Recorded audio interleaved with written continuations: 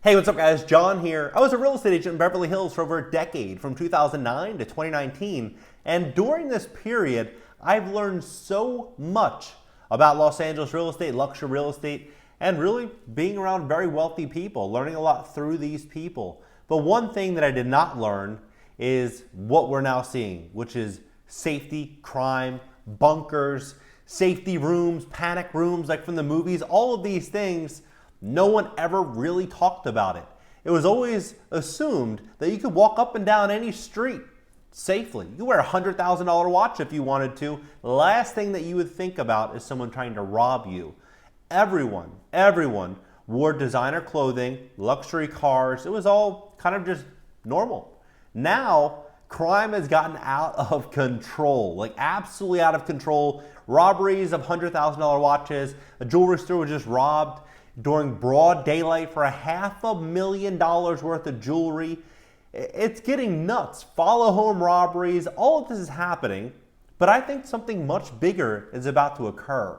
What I think is going to happen here is I believe that this is only just the beginning and crime is going to get out of control, and then down the road they are going to say, okay, great, we can solve this. The problem is inequality, it's inequity. It's the fact that the cost of living is so high and they have no other choice. So we need to build out more social programs. We need to build out a better form of protection for people of need. And the only way we can do that is surveillance, increased taxes, and more control over the common man.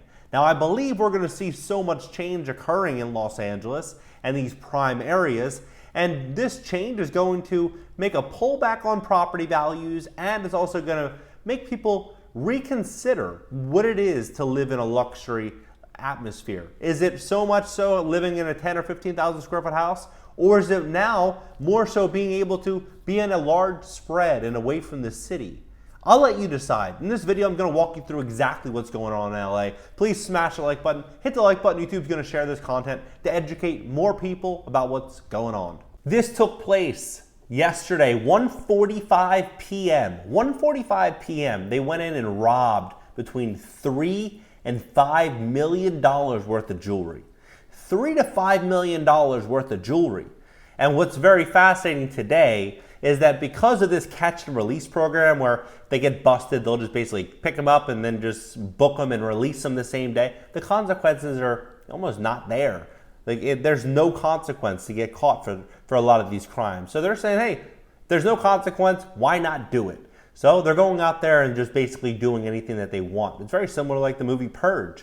And what's very fascinating now is that with social media, people that are intending to do these robberies, what are they going to do? They're going to go to these areas, look at the windows, probably take some pictures, go home, look up the valuable pieces, realize the ones that they're actually going to steal, what they want to get, and then they go back and then they just commit the heist. Because according to the owner of this store, he said that they knew exactly what to steal. They stole the Patek watches, the Rolexes, they stole everything that was worth stealing and they left everything else.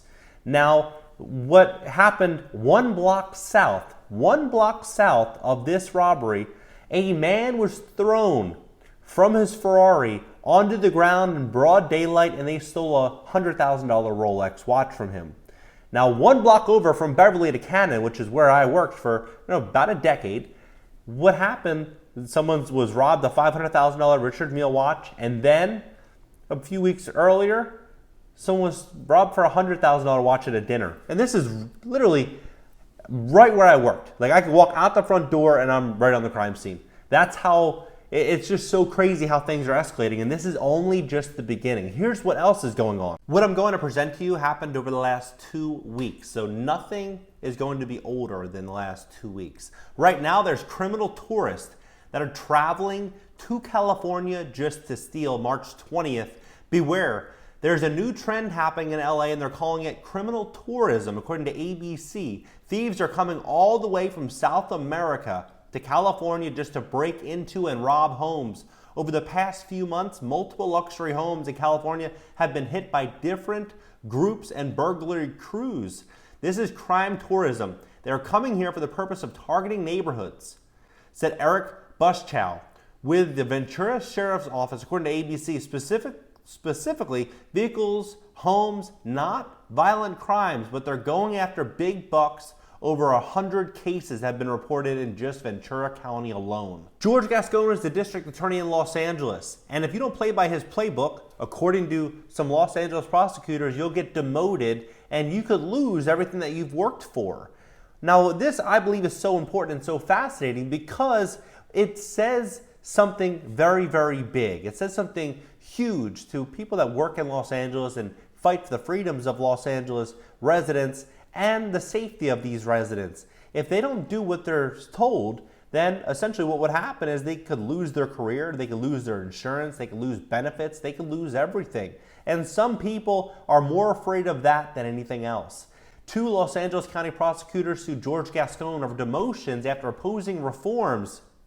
2 veteran Los Angeles County prosecutors are suing their boss, claiming they were demoted by District Attorney George Gascon because of their oppositions to the reform directives that have spurred a second recall attempt and backlash from elected officials and law enforcement. Maria Rivera and Victor Rodriguez were both senior prosecutors and bureau directors who supervised hundreds of employees before being demoted in retaliation for their concerns about the way crimes were being prosecuted, according to a lawsuit filed in Monday in Los Angeles Supreme Court. They are seeking unspecified damages. George Gascon's office declined to comment on the lawsuit. This is so huge. This guy, if you don't know who he is, he came from San Francisco and he gets backing from very, very, very big donors, people that we all know of. And these donors have a certain way in which they'd like things to be run. And to me, it looks like he's playing right by that playbook, and the residents of Los Angeles are seeing the aftermath of just that. March 15th, Culver City, follow-home robbery, pistol whipping in Culver City resulted in the arrest of 2 men. The Culver City Police Department has arrested 2 men in connection with a follow-home robbery, during which a victim was pistol whipped. The robbery occurred at 12:23 a.m. on the 3600 block of Wesley. It is believed to be a follow-home robbery, and the thieves made off with a Rolex and a phone. One of the victims wasn't able to get his watch off in time, and the suspect ended up striking the victim multiple times with the butt of the handgun and wasn't able to get his watch off. Sergeant Edward Bascaron, the other victim, removed his Rolex, his cell phone, and his wallet, and the suspects fled. They ended up catching these suspects, a 24-year-old and a 23-year-old. Police found multiple guns, they said, and they're still looking for 2 other suspects. Los Angeles residents are demanding safe rooms. Did you know the correlation between the safe room and the eviction moratorium? They're the same problem together. You might say, how does that make any sense, John? There's no way an eviction moratorium and a safe room are the same thing. Well, this is what's going on that you don't know about.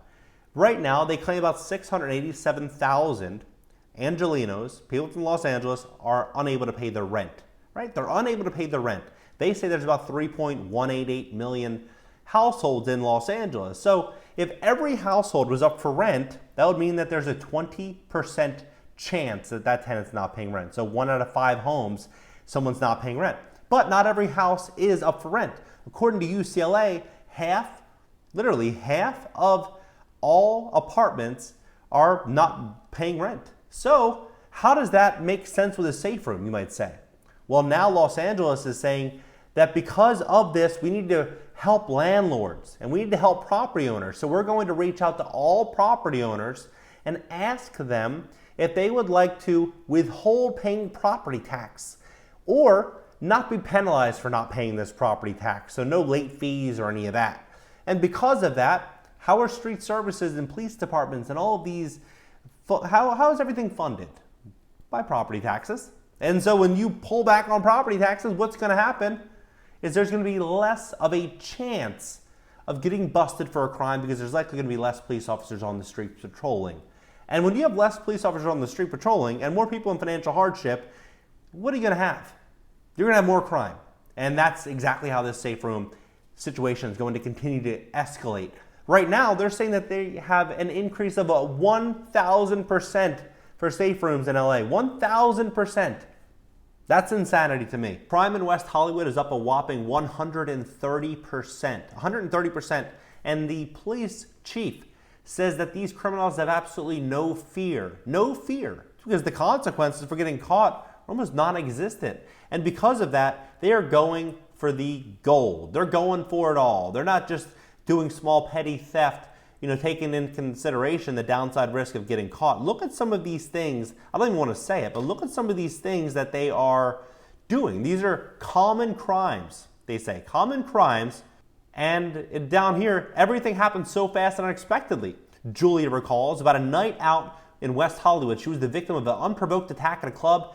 He just takes the glass from the table that they had and just smashes it at my head. This was March 17th, last week. March 10th, video shows suspects viciously attack Lamborghini driver during follow-home robbery in downtown Los Angeles. Police are asking the public's assistance to identify suspects who pistol-whipped a Lamborghini driver during an attempted robbery in downtown Los Angeles. The victim dropped off a friend after dining in Hollywood Sunday and was driving back to his residence when he noticed at about 11:15 p.m. in the 1100 block of South Grand Avenue near Olympic Boulevard that a white sedan was following him, according to the Los Angeles Police Department. The victim turned down an alley and parked his car next to the door leading to his apartment building. The white sedan and another car followed the man and stopped in the middle of the alley. As the victim walked to the rear entrance of the apartment building, two males emerged from the sedans. While additional suspects remained in their vehicles and approached the man, police said one male pointed a gun at the victim and demanded his watch. The victim became involved in a physical altercation with the suspects and was subsequently pistol whipped. The suspects re-entered their cars following the altercation and fled. It was not immediately known if they managed to steal anything from the victim. The severity of the victim's injuries were not known. The male who pointed the gun wore a blue hoodie, black pants, and white shoes. The male who aided the attempted robbery was described as a male who wore a black hoodie, dark pants, and white shorts. Just last week, March 14th, an older man was walking his dog at 6:15 a.m. 6:15 a.m. on the corner of Genesee and Saturn, which is right here. It's a stone's throw from Beverly Hills and the Grove and prime areas, prime shopping, and multi-million-dollar mansions. And he was shot for walking his dog. 6:15 a.m.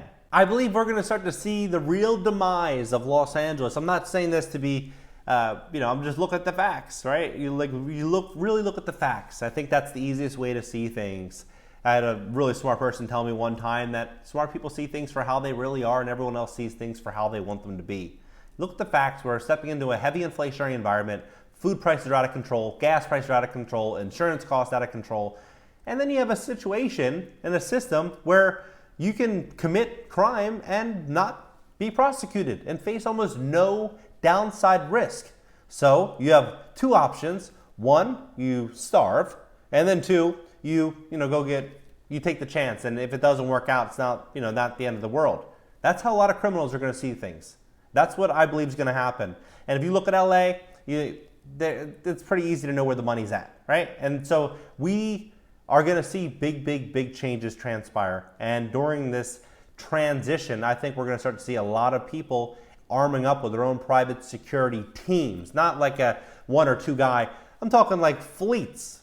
People are going to start doing stuff like that can afford it because they're not going to have an option. I think wearing a nice luxury watch in Los Angeles right now is a big mistake. Driving a nice car, probably a big mistake. Might be a good investment. Might be getting an old 2004 Honda Civic if you're a multimillionaire and living below the radar, so to speak. But I do think that over the next few years things will get crazy, but things will probably get better maybe in 5 years, 4 years, 5 years. And maybe during that time could be a great time to go out there and scoop up some distressed real estate because after all, Los Angeles prices are out of control now and it's not factoring in any of the insanity that is currently happening and that will likely continue to happen as all of this unfolds. What do you think about all this? Drop your comments below, hit that like button, subscribe here. Subscribe on my second YouTube channel, my personal channel. I'm going to leave a link pinned down below in the top comment. And for short form content, follow me on TikTok. All right, guys, catch you later.